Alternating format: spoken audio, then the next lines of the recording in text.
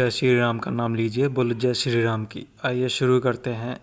IQ का full form और इसका मतलब क्या होता है।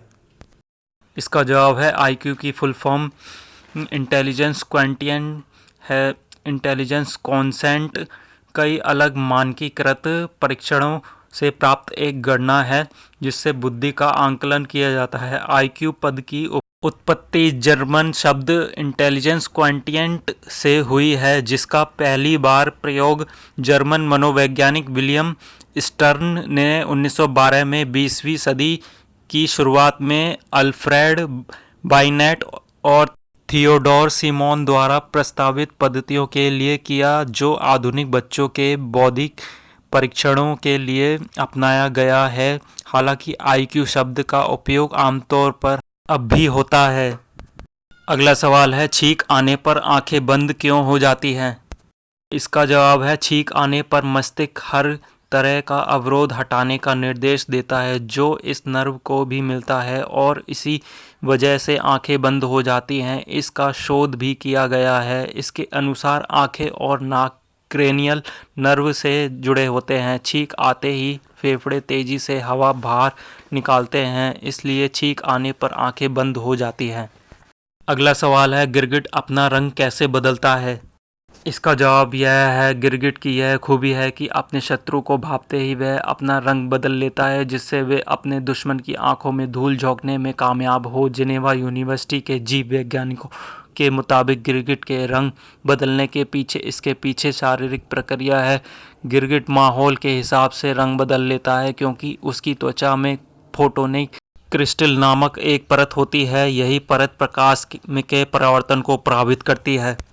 अगला सवाल है, इंसान को गुदगुदी क्यों होती है, क्या यह किसी जानवर को भी हो सकती है। इसका जवाब है, गुदगुदी होने पर हंसी का आना विज्ञान में रिसर्च का एक बड़ा विषय रहा है। गुदगुदी दो तरह की होती है, एक नाइस्मेसिस, इसमें बदन के कुछ खास हिस्सों को धीरे धीरे सहलाने पर आपको गुदगुदी होती है। दूसरे का नाम है गार्गलिस।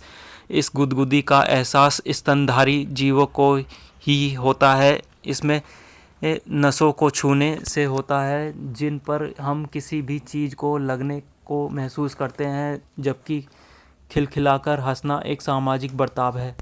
अगला सवाल है, अगर रेल की पटरियों पर करंट लगा दे तो क्या होगा, क्योंकि रेल की पटरियां दूर तक फैली होती हैं।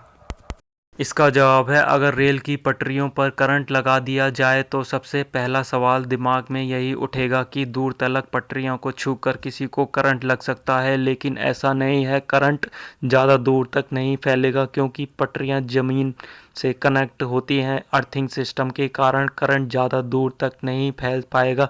हालांकि जहां करंट छोड़ा गया है वहां मौजूद लोगों को इसका नुकसान झेलना पड़ सकता है। अगला सवाल है, पतंग आसमान में उड़ती है लेकिन गुरुत्वाकर्षण बल के कारण नीचे क्यों नहीं आती। इसका जवाब है, पतंग हवा में तब तक उड़ती है जब तक हवा का प्रभाव पतंग के ऊपर और नीचे से होता है, जिससे पतंग के ऊपर कम दबाव और नीचे अधिक दबाव होता है। हवा का प्रभाव खत्म होते और पतंग उड़ाने वाले व्यक्ति का कंट्रोल छूटते ही पतंग जमीन पर आ गिर जाती है। अगला सवाल है, जलेबी को इंग्लिश में क्या कहते हैं।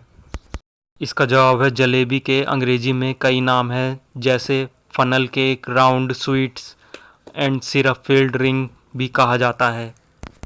अगला सवाल है, दोपहर का खाना खाने के बाद नींद और आलस क्यों आता है।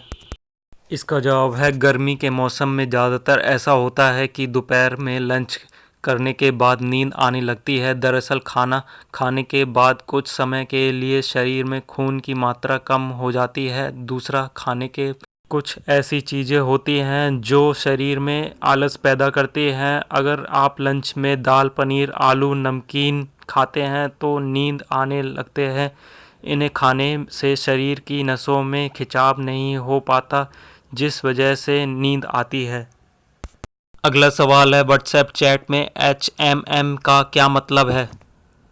इसका जवाब है, व्हाट्सएप चैट में HMM शब्द आम बोली में बोले जाने वाला हम यानी हाँ है। इसका मतलब सामने वाला आपकी बात से सहमत है। हम का मतलब अच्छा, ठीक है भी होता है। वही लोग बात को ख़त्म करने के लिए हम लिखकर भेज देते हैं।